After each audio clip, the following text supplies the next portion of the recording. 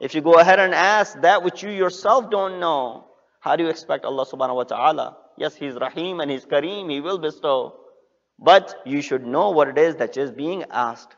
So it is indeed incumbent. So I asked, so just to finish off that thought, that person said, why are such ayat in Quran?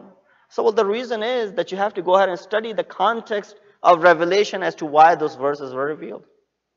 There are such verses in Surah Tawbah and other places in Quran which talk about kill these infidels, run after them, slain them until they're submissive. Yeah, they're very harsh verses, but that does not mean there's no explanation behind it. The proper explanation is that these verses were revealed after Muslims and the kuffar were living in peace and tranquility after they had made this pact.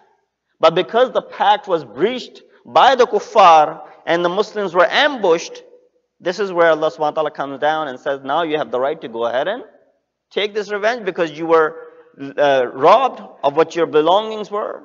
You were killed and nothing was left for you. Now this is your chance to go ahead and take back what belongs to you.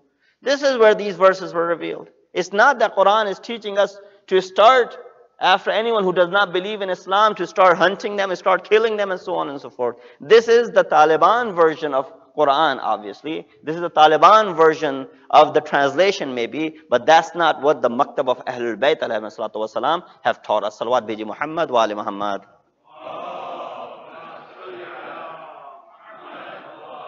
Yesterday we started with the Suratul Kawthar. We explained how the word Kawthar reflects on the Zat of Janab Sayyida. Why? Because it is only appropriate if you look at the last verse, it says, Inna shani'aka huwal abtar. Your enemy, O Prophet, is the one whose tail is cut off. If this Kawthar meant something else, this last verse would not have been in line with the translation. Therefore, no other translation of the word Kawthar would be fitting.